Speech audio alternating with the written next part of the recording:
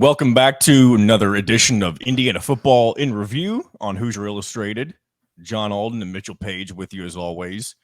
Recapping Indiana's loss, 24-21 loss to the Michigan State Spartans in the battle for the Old Brass Spittoon.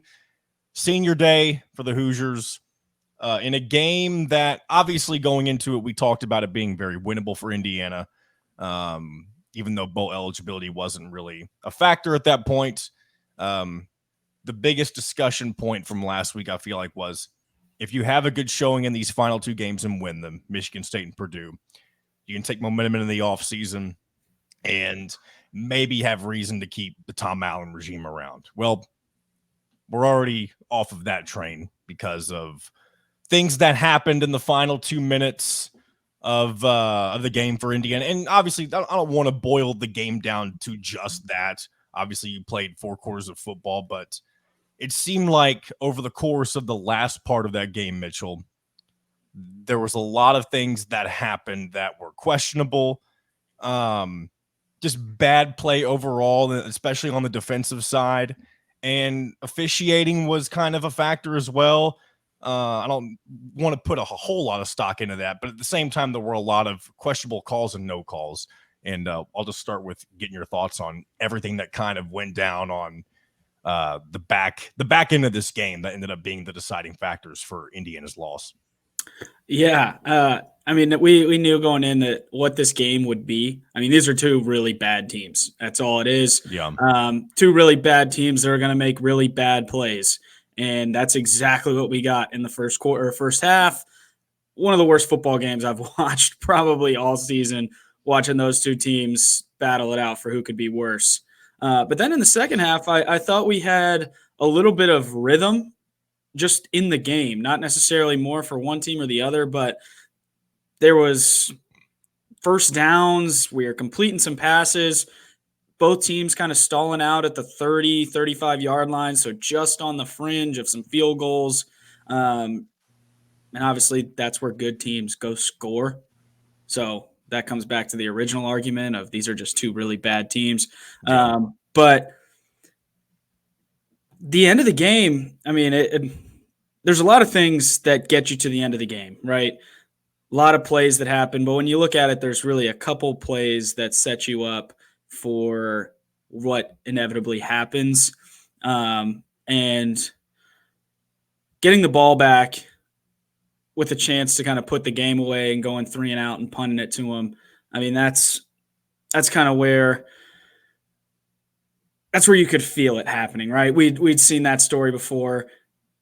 Officials miss a couple holding calls, absolutely. I think that the Hoosiers should definitely send in the tape to the conference. I think the end of the game was officiated really poorly, but Kevin Wilson always used to say, and I feel like I'm not allowed to say his name now because, what could be, but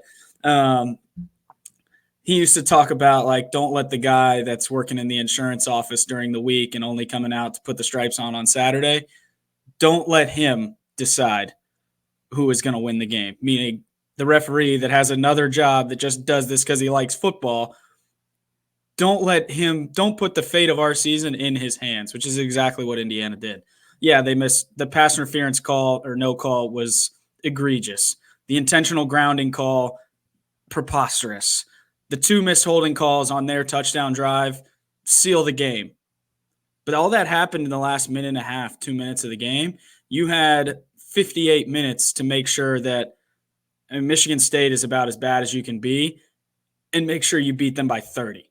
They fired their coach at the beginning of the season. I know that's a long time ago, but that's a program that has no momentum. When you look at, I don't know if you follow a different podcast, but they always do like the misery index. Who's the most miserable and has the bleakest outlook on the future?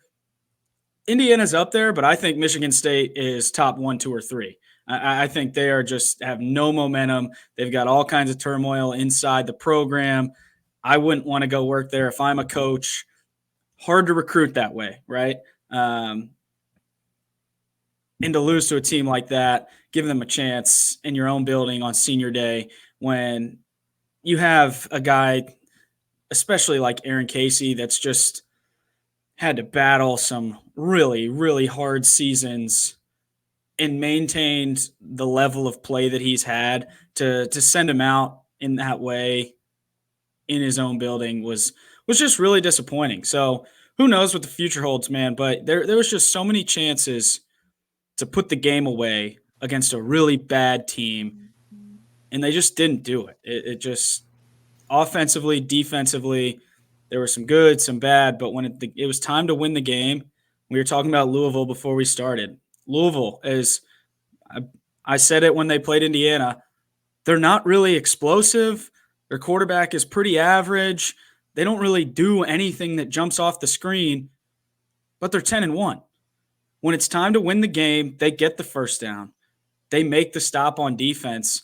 And we were talking earlier again, just when is the last time that Indiana got a stop at the end of the third or end of the second half, end of the first half when they needed one?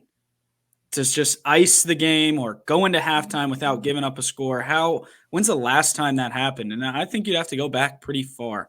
I mean, you could argue that the Wisconsin game that they found a way to win that game. That's really the only time this year where I feel like Indiana's been in the position against and not that Wisconsin's, a world beater in the conference, but it's still somebody who you weren't expected to beat. Yeah, and you found a way to win that game. And it's kind of seemed like Indiana's been in this position several games in a row now. You could have done it with Penn State. You could have done it you did do it with Wisconsin. Could have done it with Illinois as you blew the lead to them, ended up losing in overtime. And you could have done it with Michigan State. Indiana's left a lot of wins on the board, not only in the past couple of seasons, but this season in particular. In what has felt like a judgment type of year for Tom Allen. And I think it's safe to say, and again, my word means nothing. I mean, I hear things from people that, are affiliated with, Indiana and shows and stuff like that. But obviously I'm not in the decision room that, will ultimately hold where they'll have the discussion about what to do with Tom Allen going forward. But no matter what happens at this point, even if you go out and beat Purdue by 3 or 4 touchdowns, I just don't think the body of work, when you look at what's coming in college football and how far behind you already are, it doesn't feel like there's enough ability with the current staff to think that Indiana will be able to be competitive moving forward. Yeah, they may have a season or two here and there where especially next year. I don't know if Tom Allen's still around, if he would take advantage of the favorable schedule. If they'd be able to do so, maybe he would. But it seems like you're at an opportune time where if you move forward from what you have going on and you kind of wipe the slate clean with all of these changes coming with the larger conferences, the divisionless football, at least in the Big Ten, and most of other conferences in college football, the 12-team playoff, all these new things that are coming that are changing. If you find a fresh face to navigate those waters, it almost seems like it will make the change to all of this a bit smoother for Indiana, instead of having somebody who will essentially be a lame duck coach sitting in the same spot next year. Yeah, I mean, there's a lot of factors that go into that because it is a clean slate. Recruiting is already hard, and that's kind of where we're at right now with the season. I would love nothing. I think about the Purdue game from the time we kick off the first game of the season. That's the most important game of the year, whether we're 11-0 going into it or 0-11. Got to beat Purdue. So I want to make sure I say that. But we're at a point in the season where now 3-8. You're collectively 6 or 7, and I don't know what the loss number is. A lot in the past 3 years. Yeah, a lot. So recruiting's already an uphill battle, and in the times of the transfer portal, I don't think that Indiana has brought in classes or been able, just because of who's been on staff, My guess is the talent on campus that was recruited from high school has probably not progressed in the way that we need them to. So having prior relationships to Indiana, I just don't know where any of the recruiting stands. I think I'll say this.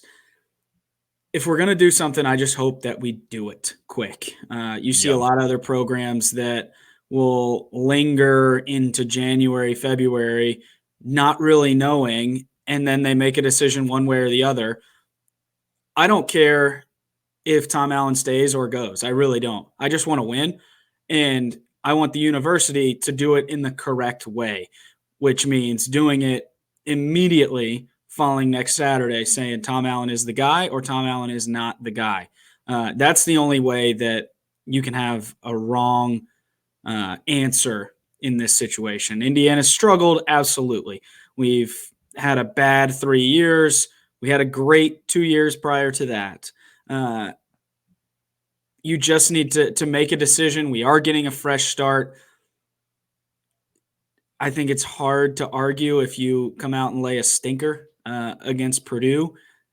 It's just hard to make a case.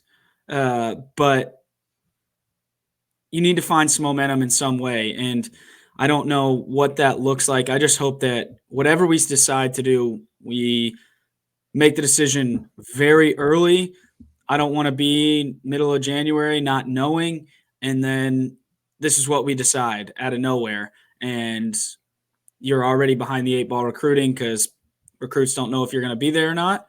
It just is – I want to make sure that we handle this correctly because college football is passing us by. And with how fast everything's changing, we're already a program that is kind of reaching to be able to compete with how much money is being injected into the game, how much these big programs are going to start to take over with money, specifically being able to bolster big NIL programs. And I think Indiana has done a great job with their NIL. I truly do. But as that starts to stick around longer, you're going to see more separation of the big dogs and the little dogs. And I want to make sure Indiana's in the Big Ten. We're in the big dog conference. We can compete at this level. But if you don't make it happen now while things are still relatively tight, whoever's leading the program, you just worry that you kind of get left in the dust. And I know that's kind of a dim, dark outlook of the future. But with one game left in the season, you just got to start looking at the program as a whole and what do we want our identity to be. And I just hope that we get back to more of the attacking, frisky, can beat anybody, can lose to anybody, at least be competitive. And I truly think Indiana's been that way over the last 3 weeks or so. But, what do I know? It's just too little too late. Yeah. And I think you summed up all of that pretty nicely. And I think a lot of people try to make the argument, that the administration doesn't care about football. Wrong. And I guess to be where all fair, their money comes from. Yeah, that's 100% true. Yeah, to be fair, football is the most important thing, and it's not even close. Anybody that says that has no clue how an athletic operation or an athletic department operates. All of the money comes from football. All of it. Basketball is our shining light. Football is all of our money. That's where all of it comes from. That's how we operate. So, the administration, they care about what's happening on the football field. And to be fair, I definitely think the previous regime, which was Fred Glass, he showed that he cared about football. He invested in Tom Allen. The current thing that's been going on, like the current contract with him, that's all from Fred Glass. Scott Dolson hasn't really had to dip his toe into the football waters other than support what's currently here. And I feel like they haven't done that to the extent in which you would expect, at least compared to what you saw previously. It felt like there was even in the early going when things hadn't gone completely south for Indiana, there wasn't a whole lot of marketing or support for the football program that you had seen in the past. And I specifically look at the Indiana versus Louisville game in Indianapolis, Lucas Oil Stadium. it felt like nobody knew that game was supposed to happen or where it was happening or what time it was or, how students can get there, that kind of a thing. And then you end up seeing a larger contingency for Louisville at that game than you do for Indiana, and you're literally in your own backyard. And again, not all of that is on the administration. Obviously, results on the field play a factor on that as well. Mm-hmm. But I do remember that being a big talking point leading up to that game in particular. But yeah, well, I mean, just think about if the 2020 or 2020 or 2019 or 2020 team was playing Louisville and Indianapolis, there'd be 85,000 people there. yeah, winning cures everything. That's not it's funny. only Louisville was really terrible the last time that Indiana was good. Yeah, No, like it. look It what they're doesn't say people taking videos of like the stadium this past week, like, oh, the administration. Would you want to go watch them? No, you wouldn't. So I don't understand. It's not look at that stadium. The stadium is beautiful. They've made serious progress in the game day experience. They paid Walt Bell a bunch of cash, and he really wasn't that proven. $450,000 a year is nothing to sniff at for an offensive coordinator at Indiana. Now, if we're talking an offensive coordinator at Alabama, yeah, that's not very much. But in terms of what Indiana is, yeah, Tom Allen makes way more than Mike Woodson any does. previous coach. Anybody. So the investment is there. Unfortunately, there's been some swings and some misses. And now it's just time to see if they're willing to continue to invest, because this is what hangs in the balance. Yes. Are you willing to compete with everybody going forward? Because in the new era of college football, if you don't invest now, then you're toast. I mean, maybe you can get lucky, but it's going to be a lot harder to get lucky with the way things are moving, not only in college football, but just college athletics in general. Yep. Where football is, the head of the snake in that category. There is a lot of money to be made over the next 10 to 15 years for these universities. And I just think you're crazy if you don't think the Indiana administration sees those dollar signs coming. I think that no matter what happens, you're going to see continued investment. You're going to see adapting, whether it is with Tom Allen or not. There's still a lot of things that can be done with him as the head coach. But I think you're going to see a lot of investment. I'm honestly pretty optimistic going into the off season, just because everything is changing. I just think beating Purdue, going in with a story to tell to some recruits, being able to hit the portal. Indiana's done a great job in the transfer portal over the last couple of seasons. This year, not as much, but when you talk about rankings, recruiting rankings, they've done a good job. Sometimes they don't always pan out, but I'm just optimistic. I think that there's going to be continued investment, and I'm excited to watch them play Purdue, because I always am, but I'm more excited to see the immediate commitment to football from the staff, from the administration, from the players. I think it's time to change the script a little bit, and we'll see. We'll see. And by the time we record next week, hopefully we'll know. I would love to know what their decision is going forward, so we don't have to talk about what the hell they might do. Yeah. Because we usually record these the day after the game, happened. So Indiana will be a day removed from the bucket game at that point. And until then, we'll just, wait and see what happens. In my opinion, it doesn't matter what happens in the bucket game. I don't care if Indiana wins by 4 or 5 touchdowns. I think a change needs to be made. Mitchell, you don't have to voice your thoughts on that if you don't want to, obviously, but that's just where my mind is. And I guess I'm just going to leave it at that. Any closing thoughts before we move out of here? Well, I guess I shouldn't say what we used to say when it was Purdue week, but beat the Boilers is what I'm going to say. That's what I'm going to finish with this week. Okay. That's right. Beat the Boilers. Yeah, we'll leave it at that. And we will talk to you next week after the bucket game, hopefully with a decent outlook on what the future and the offseason will look like for the Indiana football program. And until then, thanks for tuning in. For Mitchell Paige, we will talk to you next week.